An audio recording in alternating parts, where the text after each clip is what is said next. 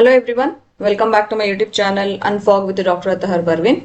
We are going to discuss the CA Cell model question paper which was published in the school education website for GPSTR paper 2. So in this class we will discuss the entire of the mathematic questions. So basically your paper 2 I am telling for GPSTR PM method. For paper 2 you will have 100 questions.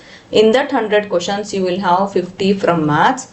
In that also you will have 40 from proper problems and 10 will be from methodology point of view, and 50 you will have physics. In that also 40 will be from proper physics and 10 will be from methodology point of view. Okay, so this much is clear, right?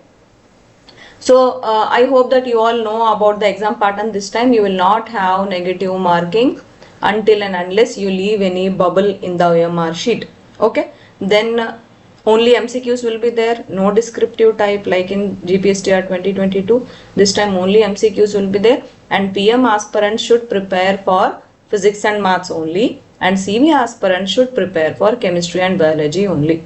Okay, this much is clear, right? Then now in this class we are going to discuss the first 50 multiple choice questions from the CA Cell model question paper. In that, as I told you, 40 will be proper maths and 10 will be from pedagogy point of view. So these questions, now what I have done, I have redone it from the question paper because the question paper was made a little bit on the lighter notes. One or two mistakes were also there. And then to make it easy for you all, I have rewritten all the questions in a easy manner. So what you have to do is you should watch this class fully without skipping till the end. Once you watch this class, you have to take the CA Cell model question paper which is present in our Telegram channel, and you have to solve that question paper by yourself. Okay, so you have to watch this class seriously for that, and also you can tell us how you felt about the solutions in this video, because we are going to solve the questions in the easiest possible way, and wherever applicable we will also use the shortest tricks also. Okay, and also you should tell us whether you solved CSL question paper or no after watching this class. Okay, so let us start with the first question. The question is the rational number between -1/4 and 2/3 is. So basically for this type of question what you have to do, lengthy procedures are also there, but I would advise you to first make a denominator common for both the fractions. You have -1/4 and 2/3, right?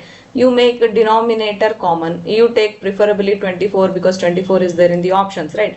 So to get denominator as 24, you should multiply and divide by 6 here. And to get denominator as 24 here, you should multiply and divide by 8, right? So here you will have -6/24. Here you will have -16/24. Sorry, not minus, 16/24. Now you have to see the options. The rational number which is lying between these two. If 24 is common with the denominator, only the one fraction which is lying between these two is 5/24. So option 2 will be the correct answer here. The decimal form of 12/25 is. So this is also easy only. You can just do division. That is one way of doing this, or you do 12 into 4 by 25 into 4, because my aim is to get 100 in the denominator. That's why I multiplied and divided by 4, so that I get 100 in the denominator. I have 48 in the numerator. Easily I can shift the digits and write the decimal point, right?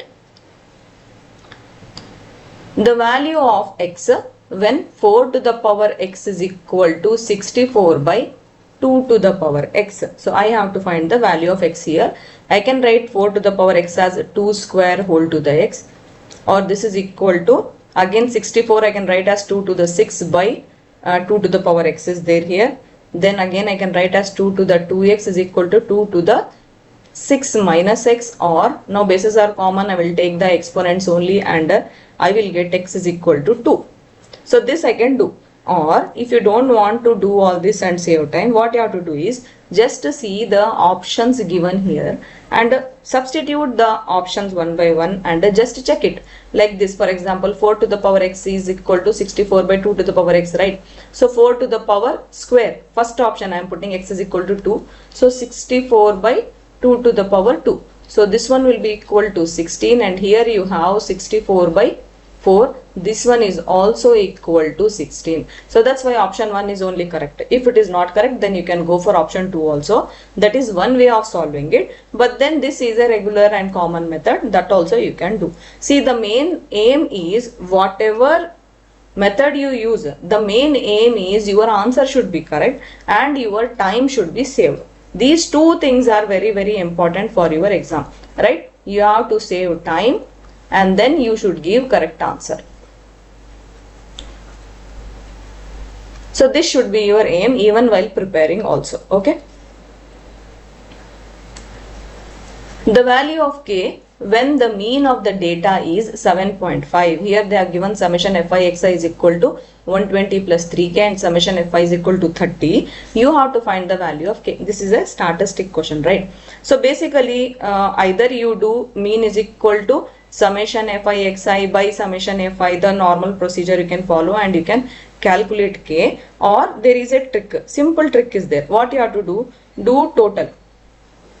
What is total? Mean into the total frequency, right? What is the total frequency? Summation fi, right? So what is mean? 7.5 into 30. So if I multiply, I will get 225. Now you compare this 225 with what is summation fi xi? 120 plus 3k. If you compare these two also, you will get on same answer. K is equal to 35. Next, a number is increased by 10% and then decreased by 10%. The net increase or decrease percentage is, so here what you have to do is just write down. This is actually a careless question, I can say. Anyway, they could have done in a better manner. So one thing I can say is that this question paper is not made with such a seriousness. So don't take this question paper very seriously, but then you should be knowing how to solve all the problems. Especially for mathematics, I am telling you this. Okay, so a number is increased by 10%. So this 10% is first increased. Now let us take as a trick, let us assume that that number is 100. So for 100, 10% is increased. It means 110 it will become, right? Now for this 110, again 10% is decreased. That means it will now become 110 minus 11, because 10% of 110 will be 11. I hope that you know all this, because I don't want to make this video lengthy by going into details. We have discussed many problems of this type in this free classes channel also in paid classes also. So my aim is to solve these problems in less time, because I know that you all have to give attention to other things also. So if I make a lengthy video, it will be tough for you to sit and watch. Anyway, this is not a concept video, just I have to solve the problems. So I'm being little bit quicker. So this is equal to 99, right? So 99 for 100. So what is the net increase or decrease percentage? It is 1%, right? Next question. 28 persons can complete a piece of work in 21 days. The number of persons required to complete the same work in 7 days is. See, you can go for the normal ratio and proportion procedure. That is one thing. But then I want to tell you this trick. They are telling that the days are reduced from 21 to 7. Which means that 7 by 21 will give me 1 by 3. Right? So the days are reduced to 1 by 3. So workers must then become 3 times, right? If days are reduced to 1 by 3, then workers, they must be tripled, right? So workers must become 3 times, right? So what are the initial workers? 28. So how much we need now? 3 times of that, right? So this one will be equal to 84, right? Option 3 will be the correct answer here. Next, the value of a cube plus 1 by a cube when a plus 1 by a is equal to 2. So here see, actually I am giving you explanation of each question, so that whatever I am teaching, if you don't get it, you can at least see here and you can understand what is easy for you. You have two procedures now, right? For maximum problems, two procedures I am giving. One is what is written in the explanation, one is what I am telling you, that is the short trick. One is the regular one is the trick. So whatever you find it easy, you can use it. That's why I am giving the answers here with explanation. Okay. So this question is the value of a cube plus 1 by a cube. How much is the value they are telling, and they are telling a plus 1 by a is equal to 2. So what is one way? One way is you can use your a plus b whole cube formula, right? You use that formula and you find out. That is one normal procedure. But then if you want to do it in a less time, what you have to do is just observe it. If you observe it quickly, whatever they are telling, a plus 1 by a is equal to 2 is possible, only possible if a is equal to 1. Then only it is possible. So put a is equal to 1, 1 plus 1 is equal to 2, right?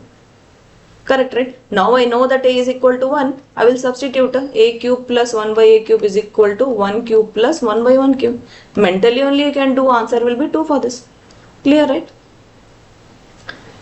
Next, question number 8. The correct relation among the following. When the pair of linear equations 2x plus 3y is equal to 7. Another is 2ax plus a plus b into y is equal to 28. If they have infinitely many solutions, then what is the correct relation among the following? They are telling here. So for the infinitely many solutions, what is the condition? It will be a1 by a2 is equal to b1 by b2, right? This one will also be equal to c1 by c2, right? So this is the common condition, right? So here I have a1, b1, c1, a2, b2, c2. Just substitute here. So you will have a 2 upon 2a is equal to 3 upon a plus b is equal to 7 upon 28. Right? So this 2a will get cancelled. Here I will have 7 ones are 7 fours are. So what is remaining for me? 1 by a is equal to 1 by 4, or 3 by a plus b is equal to 1 by 4, right? So here I will get a is equal to 4, or here also I can put a as 4, right? Like this. This is equal to 1 by 4, or I will get 4 plus b is equal to 12, or b is equal to 8. But what is 8 again? It is actually 4 into 2, right? Or b is equal to 2a, right? Because I got a is equal to 4 and I got b is equal to 8, I can write 8 as 4 into 2, 2 into 4, or 2a. So that one will be the correct answer here. Next, question number 9. So this is a very common question. We have many times explained, even in DET paid classes, even in free classes of all the batches, even here in Unfog also. So this is your assignment. You have to solve it. Anyway, I am giving you answer here. Next, question number 10.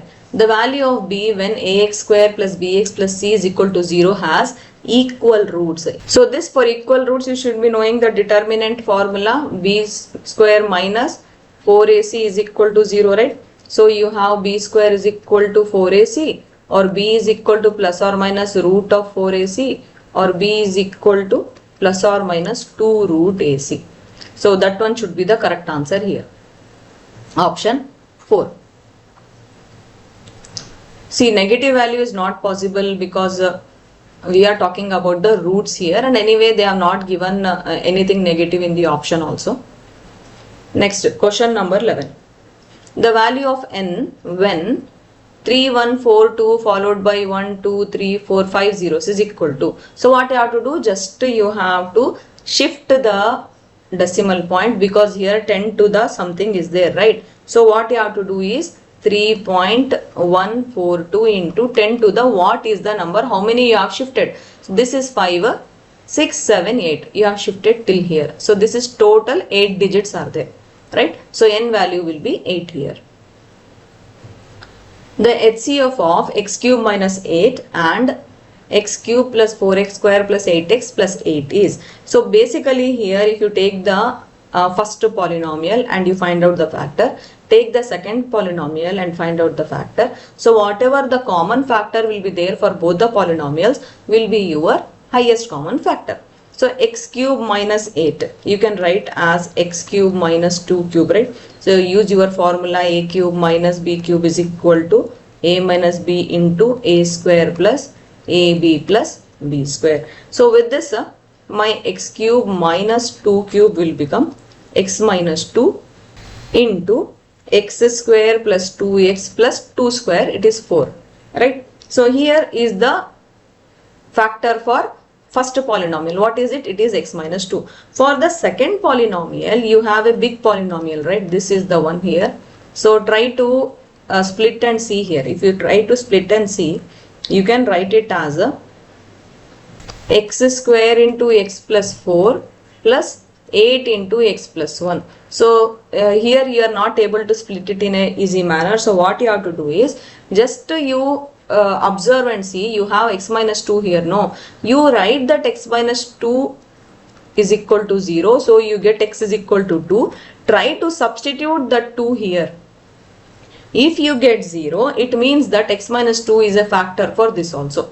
It is like that. Okay, you can see the first option and you just do it, because the other options are little bit different. If they have written x plus 2 in the first, maybe you have to do it 2 times. One option if you went wrong, then you go for the second option. This is the best way you can save your time. Okay, so x minus 2 is equal to 0. No, so x is equal to 2, put it here. If you put x is equal to 2, you will get this as 0. It means that x minus 2 is a factor for a second polynomial also. So now what is the common polynomial, common factor for both the polynomials? It is x minus 2. So x minus 2 will be the answer here. If you have a easy polynomial to split, then you don't need to do this procedure. But it is a tough polynomial, don't waste time and just do this. Okay. Next, question number 13. Alpha and beta are the zeros of p of x is equal to 2x square plus 5x plus k. If alpha square plus beta square plus 3 alpha beta is equal to 29 by 4, then k is. So here what you have to do, you know that the sum of the zeros of a polynomial alpha plus beta will be equal to minus b by a. Like that only product is equal to c by a. So here if you just put and say things, no, this one will be a, this one will be b, this one will be c. So alpha plus beta will give us minus 5 by a, and alpha into beta will give us k by 2. We have to find out k anyway. So what is the expression they have given here? Alpha square plus beta square plus 3 alpha beta is equal to 29 by 4 they have given. So this is like a square plus b square plus 3 alpha beta, right? So I can just use for this one identity is there, no? A square plus b square is a plus b whole square minus 2ab, like this, plus 3 alpha beta. So this is equal to 29 by 4. So here I have alpha plus beta whole square value already I have found. So what is it? It is minus 5 by 2. So this is 2. So this is whole square. So I will get plus alpha beta.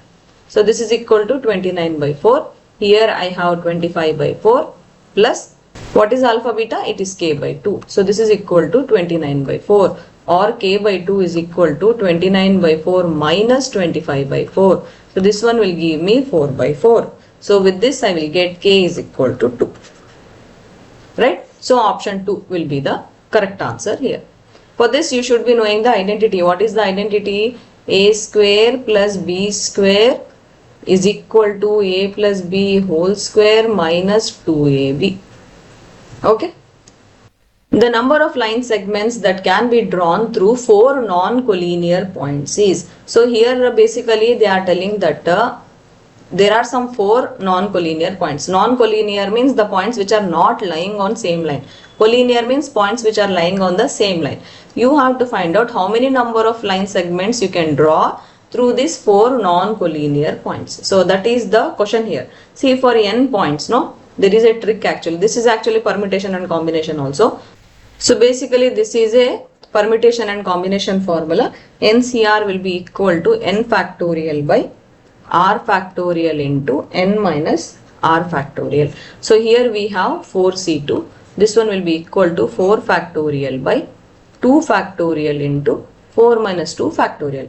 Either you do like this or you go for direct. Number of line segments will be equal to n into n minus 1 by 2 because this is for nc2. Okay, so this way you can just write 4 into 4 minus 1 divided by 2. So this one will give you 4 into 3 by 2 or 6. So you can draw 6 line segments. Here also you can do that 4 factorial by 2 factorial into 2 factorial. So here you have 4 into 3 into 2 divided by 2 into 2. So this will get cancelled here and you will get answer 6. Okay. Next, the two straight lines AB and CD intersect each other at O as shown in the figure. The value of A, B and C when angle COE is 75 degree R. So here basically you have to find out the value of ABC. So first observe the figure here. If you see the linear straight line or linear angle, your 4B plus 75 plus B is equal to 180 degree. So here you will have 5B plus 75 is equal to 180 degree, or you will have 5B is equal to 180 minus 75, or if you do further simplification you will have 105 by 5. So B value is 21 degree. Now here also you can stop because 21 for B is only in option 3. Okay, so don't need to waste time by doing other things. So that is one way. But still if you want to find A and C also, what you have to do? A is equal to 4B because of vertically opposite angles. So A will be equal to 4 into 21, or this one will be equal to 84 degree. And A plus 2C will also be equal to 180 degree because they are straight lines. So this one will be equal to 2C is equal to 180 minus A we found 84, right? Or C is equal to 96 upon 2. So this one will give 48 degree. Okay, clear, right? Next, question number 16. In the given figure, XY and MN intersect at O. If angle POY is 90 degree, A is to B is equal to 2 is to 3. Then measure of C is. So here they are giving a one angle. Angle POY is equal to 90 degree. This they are giving. And they are telling that A is to B is 2 is to 3. We have to find what is the value of C. So this is the question here. So basically we know that A plus B plus 90 degree because straight line it is and 90 degree is given. This one will be 180 degree. With this I will get A plus B is equal to 90 degree. But because they are given A is to B is equal to 2 is to 3, I can do total parts, right? So 2 plus 3 is equal to 5. So with this I get each part. What is the ratio total? It is 5. And what is the angle? It is 90 degree. You have to divide 90 degree in that parts, right? So this one will be 18 degree for each part. So what will be A? A will be 2 into 18 because 2 is to 3 is there, right? So this one will give me 36 degree. What will be B? It will be 3 into 18. This one will give me 54 degrees, right? Now I have to find the C, right? So A I got, B I got, C I don't know, but I have one option that MN is a straight line. So C plus B will be equal to 180 degree. So with this C is equal to 180 minus B, just now I found it is 54 degree. So my C will be 126 degree. So option 1 will be the correct answer here. Next. In the figure, AD is perpendicular to BC. BC is 16. This is they are telling 16. DC is 4 centimeter. AC is X. If angle BAC is 90 degree, if this C is 90 degree, find X they are telling. So here there is a small trick. So if there is a figure like this where the altitude is drawn on the hypotenuse, altitude is drawn on the hypotenuse, right? Because they are given angle A is equal to 90 degree. So BC became hypotenuse, right? This will become leg, right? this AC square, this one will become BC into DC. So this is an important concept, you should know it. So just if you substitute, now you get the answer. I have to find x, right? That x is only my AC, right? So AC square is equal to, what is BC? 16. What is DC? 4. So AC is equal to square root of 16 and 4 multiplication is there here. So 4 into 2 or 8 centimeter. That will be the answer. Okay. Next. The four angles of a quadrilateral are in the ratio 2:4:5:7. Smallest angle is. So this is a very common procedure which we always do, right? If you have the ratios, you add up all that. If you add, you will get 18 here. Then for each part, you have to calculate, because here sum of the angles of a quadrilateral will be equal to 360 degree, right? So this one will be equal to 360 by 18. So this will give me 20 degree. With that I can find out all the angles, right? First angle, second angle, third angle and fourth angle. What you do for first, you multiply with the 2. For second, you multiply with the 4. Then for third, multiply with 5, as they have given in the ratio like that. Correct? So that one will be your angles. Once you actually here you can stop, because the question is what is the smallest angle. So the smallest angle, if you see the number, will be the first one, which is 2, which is small, right? So that is 40 degree. This one is your answer. But if they don't stop here, or if they ask the biggest angle, then this one will be the answer. Or if they ask all the angles, then you have to multiply and write here like this, right? So this one will be 100, this one will be 140. And if you add all this, you should get 360 degree. Clear, right? In the figure, the measure of angle ACD when angle BAC is equal to 25 degree and angle APD is 140 degree. So this we have to find. This they are telling is 140. Okay. Now this is 140 means this one will be 40, right? With this I can find out this angle, right? Because some of the angles of a triangle is 180 degree, right? So 25 plus 40 plus angle B will be equal to 180 degree, right? So with this I can get angle B is equal to 180 minus 65 degree, right? So this one will give me 115 degree. Now if angle B is 115 degree, angle C also will be 150 degree, because of the angles which are falling on the circle, which are coming under the same chord or same segment. So option 1 will be the correct answer here. Next, question number 21. In this figure, now they are telling angle CDE is 110 degree, angle DBC is 25 degree. We have to find angle ACD. So in this figure,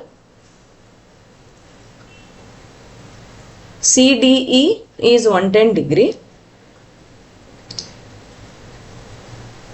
With that, I can get this as 70 degree, because some of the angles of a straight line is 180 degree. See, this is a circle. Now these are two angles. This is one angle and another angle is this, like this. Now what is this angle? Will be this angle, right? Because of the same chord here. So this one also will be 25 degree. Now I can easily find angle ACD, right? I have to find angle ACD only. This I have to find. So angle ACD will be now equal to 180 degree is the sum of the angles of a triangle, minus 70 minus 25. Clear, right? So 180 minus 95. So this one will give me 85 degree. Clear, right? So that one, option 2 will be the correct answer here. Next, question number 22. The number of squares remaining in the third step in Sierpinski carpet. This Sierpinski carpet actually is like this. It will look like this. It is a fractal pattern. So this is the fractal pattern. Fractal pattern means anything which is repeating by its nature. That, I mean, any leaf it can be, or anything in the nature it is there which is repeating, no? So that we call as a fractal pattern. Like that only this carpet also repeats itself. Its pattern gets repeated. Here you can see that in step 1 you have one square. In step 2 that type of squares only are there with a gap here. So what will happen, this one will be again created here like this, again like this, right? Again this one, again it will be created like this. So like that it goes on. So this we call as a Sierpinski carpet. And what is the situation in the step 3 they are telling. So for the first one, number of squares are 8 always. This is a Sierpinski carpet, and so this one will become 8 into 8. Again it will become 8 into 8 into 8 and so on, right? So that's why for third step, this is a 0 step. Don't get confused. For third step you have 8 cube which is 512. So that one will be the correct answer here. The ratio of the volume of a cube to that of the sphere which will exactly fit inside the cube is. So the volume of the cube is a cube. Volume of the sphere is 4 by 3 pi r cube. Right. Now this is the cube. Inside this the sphere is fitting. Right. It means that the sphere which has the radius will be a by 2. Right. So if I do the ratio a cube by, so this is r, a cube by 4 by 3 pi into a by 2 whole cube. So this one will get cancelled. Here I will have 2 cube, right? So let me write it clearly again like this, pi into 1 by 2 into 2 into 2. So this 2 and 2 will get cancelled with this 4. So I will get a 6 in the numerator because I have 3 into 2 in the denominator. So this will give me ratio 6 is to pi. So this way if you imagine only you can get the correct answer. Anyway, this is a little bit of easy question paper only. So let us see if they are giving this type of question paper only in the examination. But it will not be more tougher than this one because the model paper will give you the idea about what type of quality of the question paper will be there. Next, question 24. The ratio of volumes of two spheres when ratio of their surface area is. So you have to take the volume of the two spheres. They have given the surface area ratio like this, 1 upon 16. Right. So now, what is surface area formula? 4 pi r1 square by 4 pi r2 square, right? So this is equal to 1 by 16 they are telling. So with this, my r1 and r2 ratio will become like this, right? So this is equal to 1 upon 4, right? Now, volume formula is what? 4 by 3 pi r cube, right? So I have r1 cube by r2 cube, right? So this one will be, what is r1? It is 1. What is r2? It is 2, 4. So this is actually, it is there, no? 4 by 3 pi r cube is there, like this, right? So basically we are talking about volumes, no? Volume upon both the volumes. I will not remove the cubes because the volume has the cube. So this one will be equal to 1 by 64. So option 3 will be the correct answer here. Next, question number 25. The probability of getting exactly 2 tails when 3 fair coins are tossed together. So exactly 2 tails you should get when 3 fair coins are tossed. So what will be the favorable outcomes? It will be like this, right? Either you may get tail, then head. Consequently in 3 coins I am telling. Like this you may get, or you may get with head, tail and tail. So these are the 3 probabilities, right? So 3 will be the favorable outcomes. But then what about the total outcomes? You have 3 coins, right? So 3 coins means 2 cube. So you have 8 total outcomes. So favorable outcomes upon total outcomes. That will be the answer here. Next, the smallest 10-digit even number formed using all digits 0 to 9 exactly once is. So you can do it manually also. You have to make a smallest 10-digit number. You can use the numbers from 0 to 9. What you have to do? You have to write the smallest possible number first. But you cannot write 0 because that number will not form, right? You have to write 1 first. Then you have to write 0. Then you go on writing smaller to bigger, 2, 3, 4, 6, 5, 7. But remember that at the end you cannot write 9 because they are telling about the even number. So you can write 8. So 9 will be in the before, right? So basically 1, 0, then 2, 3, 4, 5, 6, 7, 8, 9. This will be the smallest 10 digit even number. Okay. Next, the measure of A in the given figure is, so here they have given 62 degree, there are two parallel lines are there, two transversals are there, so this one will become vertically opposite angle 62 degree, then this one will become 62 degree because of corresponding angles, again this one will become 62 degree because of corresponding angles, and A plus 62 degree will be equal to 180 degree because of straight line, so A is equal to 180 minus 62, so this one will be 118 degree. Okay. Next, all the factors of 30 are, so here you can write the factors of 30, write the numbers from 1, or you can do LCM like this, you will get from 1. So go on doing LCM, you will get the numbers, but you will get till 30. Here option 4 will be correct if 30 is there. Okay. So this is an easy question I am leaving up to you. Next, the LCM of smallest 2-digit whole number and the smallest prime number is, so what is the smallest 2-digit whole number? It is 10, right? What is the smallest prime number? It is 2, right? So you have to do LCM of 10 and 2. So you get 2 ones are 2 5s are. LCM also will be 10. Option 2 will be the correct answer here.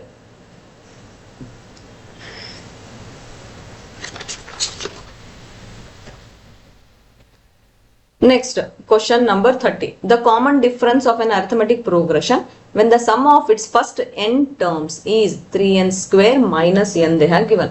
So basically you have to find out a common difference here. This is the arithmetic progression. You can use the formula Sn is equal to n by 2 into 2a plus n minus 1 into d. But the short trick is because they have given this as a quadratic form.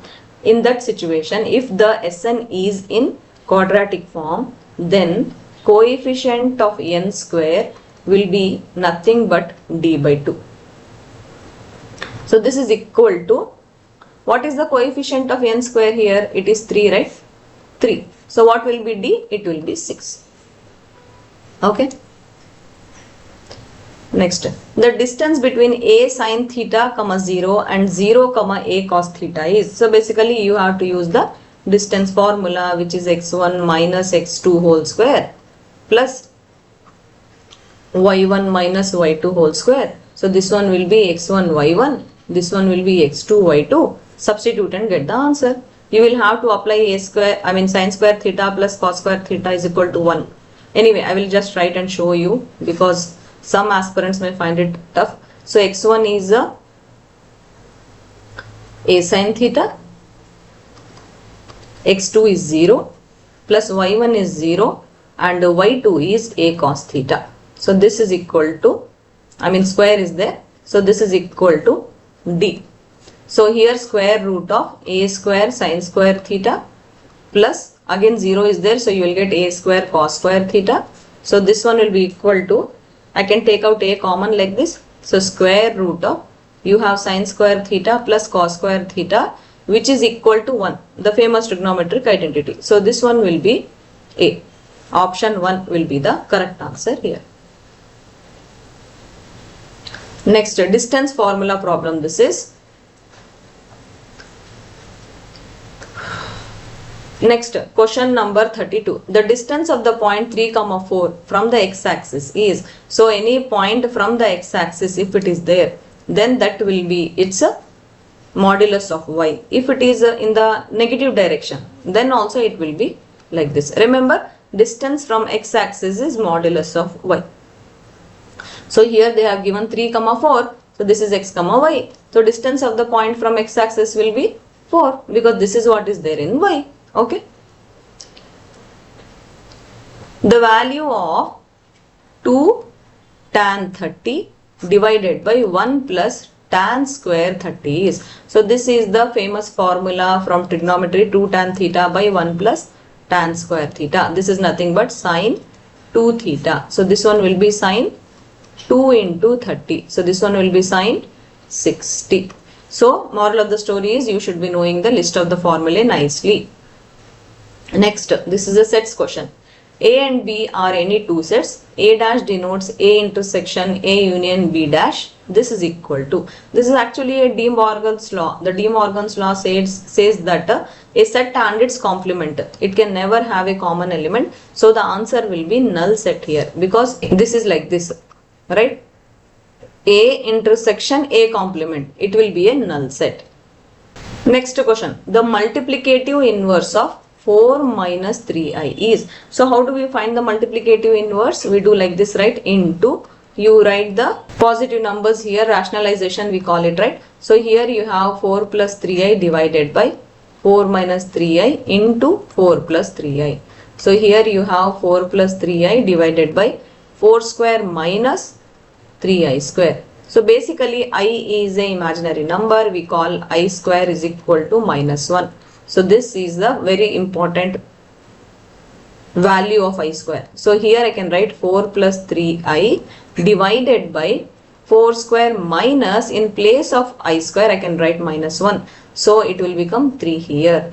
So this will become 1 plus here, because I square is minus 1, right? So I have 4 plus 3i by 25. That one will be the correct answer here. So it is option 2. Next, the number of 3-digit even numbers that can be formed using 2, 3, 4, 5, 7 without repetition is. So here you have to be very careful. They are telling you to make number of 3-digit even numbers. How many you can make using 2, 3, 4, 5, 7? That too without repetition they are telling. So what you have to do here? See, you have only two numbers which are even here in the given list. What are they? 2 and 4, right? So for even numbers, last two digits must be 2 or 4, right? So and you have for unit places how many choices now? Because you have 2 or 4 only, you have two choices, right? Next, what are the remaining numbers? 3, 5 and 7. These three are there, right? So for tens places, you have these three choices of these three numbers. But for hundreds place, you have choice of 4 choices, because you can write any one even number, right? 2 or 4 you can write any one, because one will go in the end, right? So you have 4 choices.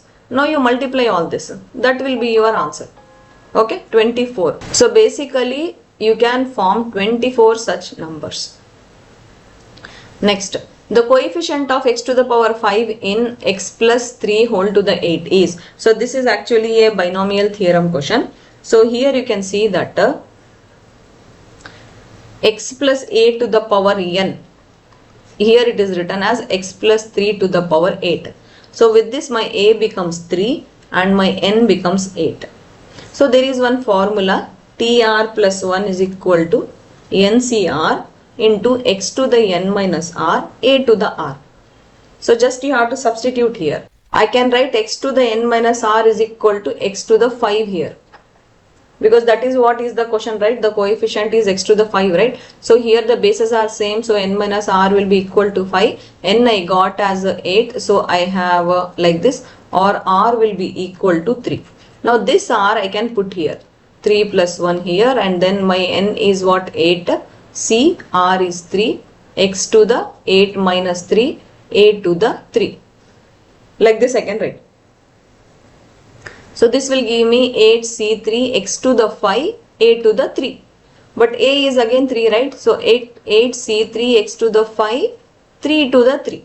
I have to find the coefficient of x to the 5. So if I multiply this and this, I will get the coefficient, right? So what is 8c3? I can write like this, right? 8 into 7 into 6 by 3 into 2 into 3 3s are 9, 9 3s are 27. So if you simplify all this, you will get 1512. Okay.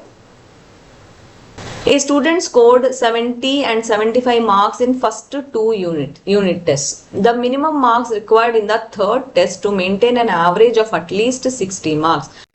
So how many unit tests are there? 3 unit tests are there. In first one 70, in second one 75, third one we don't know.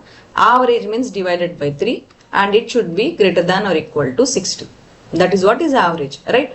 So here I have a 145 plus x, and here I have 180, or x will be 180 minus 145. So this one will be 35. So that is the answer, option 2. Next, question number 39. The equation of a line passing through minus 4 comma 3 and slope 1 by 2 is. So you have to find the equation of a line. So what is that? Y minus y1 is equal to m into x minus x1. What is the slope? It is half. What are the points? Minus 4 comma 3. So this one will be x1, this one will be y1. So you have y minus 3 is equal to m is half, x minus of minus, it will be 4, like this. So you have 2y minus 6 is equal to x plus 4, or you have x minus 2y plus 10 is equal to 0. X minus 2y plus 10 is equal to 0. Next, given A is a square matrix, A minus A to the T is. So what is this actually they are telling? What is A minus A transpose they are telling? See, actually A minus A transpose, if I do whole transpose, then I will get A transpose minus A, or I can write minus of A minus A transpose. So this is actually a matrix whose transpose is a negative. If it is a matrix with a negative transpose, we call it as a skew symmetric. Null matrix has 0 elements in it. Zero matrix also has 0 elements in it. There is no difference between zero matrix and null matrix. I don't know why they are given as two different options. Anyway, unit matrix means a matrix which is having a once in its diagonal and 0 will be there everywhere else. So that is your unit matrix. And skew symmetric matrix means you will have a minus A. I mean, in the diagonal, on the one side you will have minus, on the another side you will have positive. Next, let's start with the mathematics pedagogy. Constructivist view of learning mainly emphasizes that children play an active role in construction of their own knowledge, depend on text material, have no role of play, depend on seniors. See, constructivist view of learning, it mainly has importance wherein the children should be active learners. They should be active constructors of knowledge. So option 1 will be the correct answer here. The common characteristics of Piaget's pre-operational stage is, see the options, hypothetico-deductive thinking, ability to conserve and seriate objects, development of abstract thinking, symbolic play and drawing ability. So when talking about Piaget's pre-operational stage, you should be mentioning about the symbolic representation. That is one of the characteristic of pre-operational stage. So option 4 will be the correct answer here. Next, question 43. The incorrect statement regarding mathematics teaching and learning is. So by seeing only, just by observing, I can say that this is not the reason for mathematics teaching and learning. So that will be the wrong answer. Culture and context. Rest all are needed for mathematics teaching and learning. A student realizes that rectangle is both rhombus and square. According to Van Helle's levels, this represents abstraction, but then rectangle is both rhombus and square. It is not, right? Anyway, I don't know why they have given this type of statement here. Anyway, this type of representations are Van Helle's. Abstraction will come for this. Next question. The appropriate learning material for teaching fractions at a primary level is, of course, you can teach maths using number charts, abacus, Crucener rods or geoboards, but for fractions, Crucener rods are the best things. They look like this. You can just do the partition in it and teach fractions easily. Next, a desirable teaching learning practice in mathematics is open book tests. How come? They should be avoided. No. Students should follow fixed stages of solving problems. Actually, that is also no, because teaching learning, it requires this option 4. Intuitive perception of concepts should be encouraged. That's why we also keep telling aspirants to first learn all the concepts, then only things will become easy for you. Next, the topic that was not part of primary school mathematics as per NCF 2005 is ratio. This all was there itself in NCF 2005. Ratio was not there. It was not a primary focus because it's a small topic, right? And that is not having so much of practical applications like the other three, right? The concept formation process emphasized in learning mathematics is learning mathematics induction. Next, an activity most suitable for development of spatial understanding in primary mathematics, outlining the brim of a cup on sheet, locating how can this be for mathematics? No, option 1 only will be the correct activity most suitable for development of spatial understanding in primary mathematics, outlining the brim of a cup of sheet. So that can be used, and even you can teach what is circumference. You can also use a thread and tell them all the concepts. Next, last question of this class, the most suitable material for teaching fractions at a elementary level is Crusoner rods only. So they have repeated the question. So this shows how much carelessly they have made the model question paper just to satisfy aspirants who are asking for model papers. Looks like they have made it like that. Anyway, so this was maths part of a GPSTR PM question paper. I will meet you soon with the physics part, and I really hope that this video helped you. Thank you. All the best. Bye.